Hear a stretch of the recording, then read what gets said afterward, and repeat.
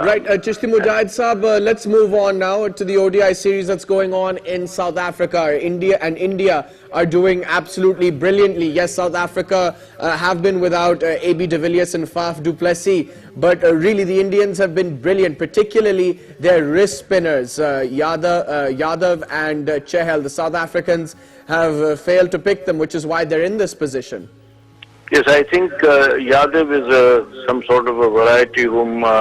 he's a left-arm Chinaman leg spinner, which is a very rare commodity and who are not found in one-day cricket anywhere else in the world. Remember, the only person who played who bowled that sort of stuff was probably before your time, if you remember Michael Bevan. He was the one who used to bowl the Chinamen and at times the Googlies. And these are a rare commodity, the Chinamen bowlers. Johnny Wardle was one of them. There were a few others in the subcontinent. But usually the first time that spinners were introduced into one-day internationals or the 50-50 matches, in fact, no spinner was played. The West Indians set a pattern where they played 5 pace bowlers, or they played 6 batsmen and a wicket keeper and 4 pace bowlers plus one of the batsmen could bowl a bit. But Abdul Qadir, I think, was the first one who really came into prominence when he was included in the one-day international side, and then Mushtaq Ahmed from Pakistan, a few others. Shane Warne played that. The leg spinners started coming, but this left-arm wrist spinner, by the way, calling a left-arm finger spinner a left-arm leg spinner is a wrong nomenclature, because a left-arm finger spinner is called a left-arm spinner. And everybody seems to say it though. I mean, it's so strange. When I first started getting involved in cricket over here, they used to call left-arm orthodox spinners or finger spinners left-arm leg spinners. So I thought maybe I was wrong. What type of another left-arm spinner is there? Is there a left-arm wrist spinner?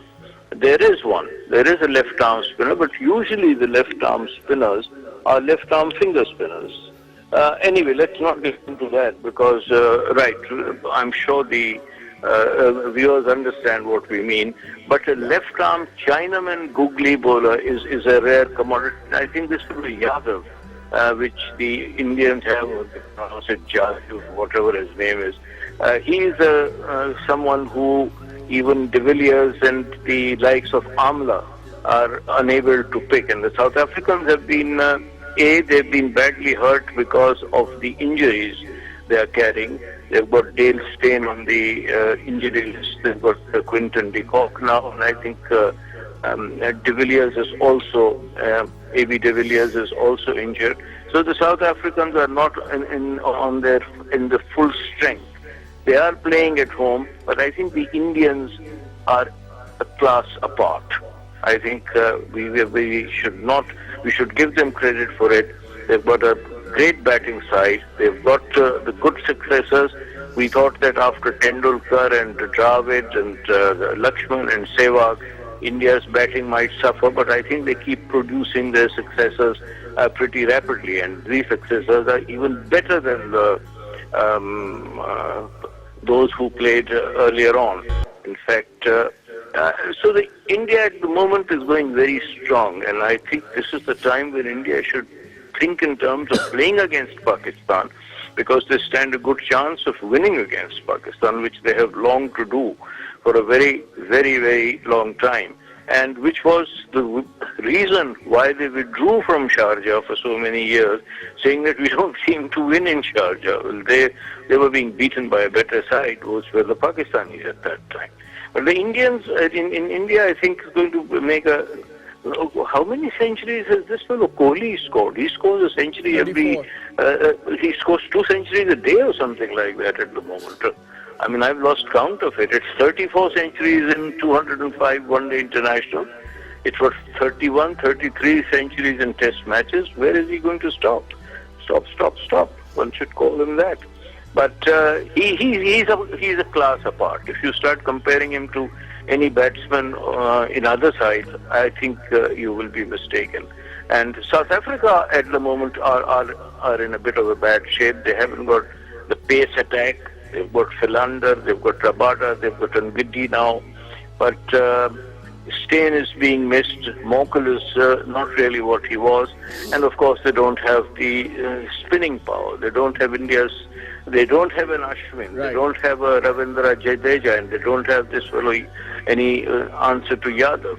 And so they are in pretty poor shape, South Africa. At the moment, their batting is aging, their batting is weakening. In fact, Amla has failed almost regularly. De Kock was absolute miserable in the test matches. I felt sorry for him because he's such a lovely batsman to watch when he gets going, and he's such a good wicket keeper. And then, of course, Dumini comes in and out. I don't know what his case is. And then you have Bavuma, and you've got Markram, and these are new ones. And I think South Africa still has that quota policy. That's what maybe is what also may be hurting them, that they have to play 6 coloured, 5 whites, or whatever it is. Do they still have that? The quota system? Yep. Yes, the quota system. Yeah. I believe they still have that to the South Africans. But we've got to leave it at that. Chishti Mujahid Saab, thank you very much for speaking to us. Thank you very much. Thank you. Why is Uwais not playing in this tournament which is going on these days? So, you want to answer that, Uwais? Sir, I just had an accident. If you remember, on 3 years back, my cricket career is finished off. Oh no, we should revive it again. You'll come back. Don't worry. I need your prayers, sir. Thank you. Okay. That was Mr. Chishti Mujahid giving his analysis on Nasser Jamshed being charged by the PCB's anti-corruption unit, and of course the series in South Africa, the ODI series. India are 3-0 up in that series. We're going to continue talking about that with Uwais.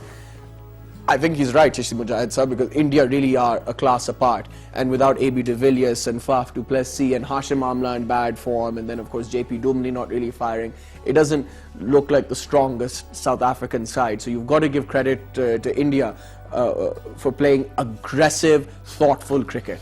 Ali, one thing I would commit on your show is one thing that I criticized India, saying that if you remember on your show that I said when they travel outside to South Africa, they would struggle a lot over there. They would at least know what cricket is. I mean, what because did I they say? have been.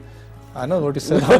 But Ali, see, they're a class apart, and they have showed that over here, especially Virat Kohli, I would say. And see, it's just not India that he has been performing consistently, like Chishti Saab rightly mentioned, on scoring 31, 32, hundreds. Where is he going to stop?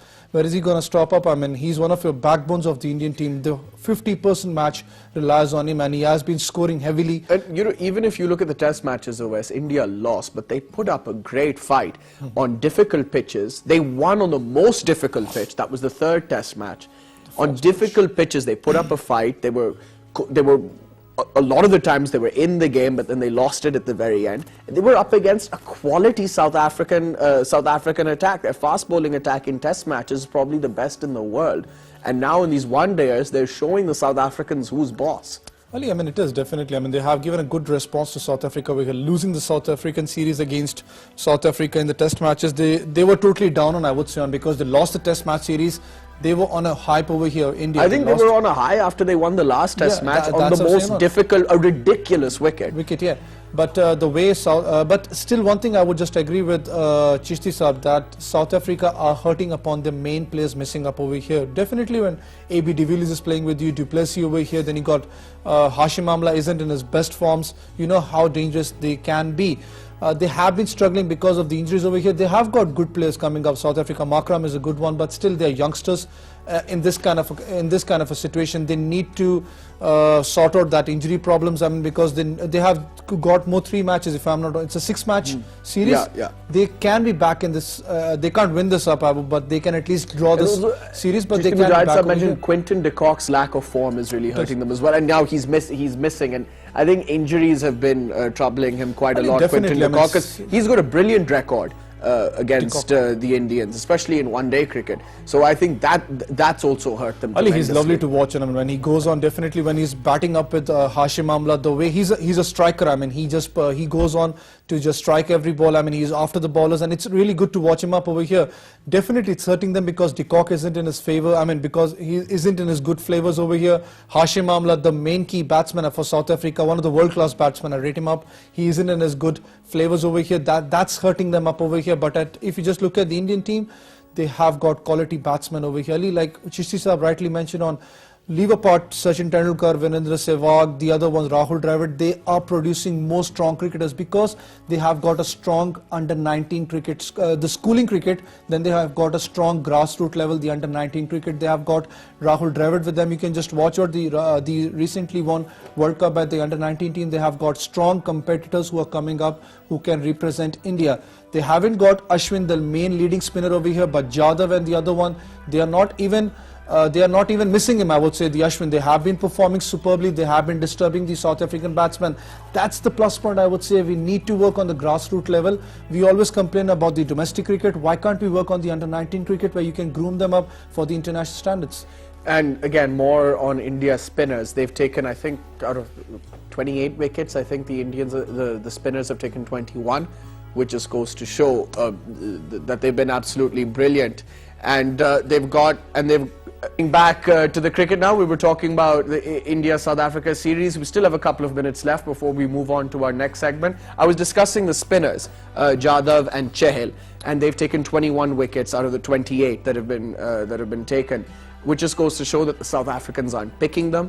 But it also reveals that they're bowling brilliantly with a great deal of control, other wrist spinners. Well, I mean, if you just watch the spinning spells, I mean, they have been bowling wicket to wicket. I mean, they have been troubling Hashim Amla or the other batsmen over here. If you just watch out Jadhav especially, he has been consistently trying to just bowl between middle wicket, the middle stump and the off stump. I mean, to the right-hand batsman, he has been troubling them a lot. And that's the thing where the South African batsmen haven't been picking up over here, because definitely he's a new kind of a player for this kind of format, like Chishti Sahab rightly mentioned on. You don't have many left-arm spinners, I mean left-arm orthodox spinners, and he's the Chinaman, I would say, on, and he has been bowling superbly over here, bowling wicket to wicket. And especially when you have a quality team like South Africa, when you don't have a leading spinner Ashwin with you, the whole burden carries by Jadhav and the other bowler, and they have been superbly bowling over here. But believe me, you have got the best mind, I would say, who has been helping them out. That's Mahendra Singh Dhoni. Virat Kohli is something else, but he has been keeping on talking with them. If you just watch out, you spend a lot of time on Cricket Info, don't you? Yeah. You spend a lot.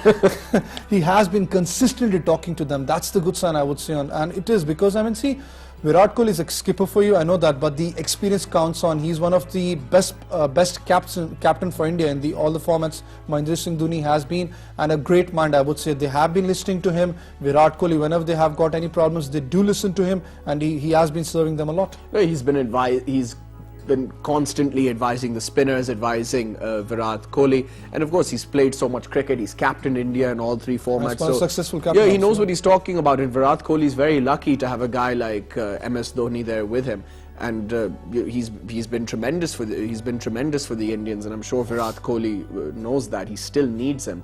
And we've discussed the spinners. India's fast bowlers.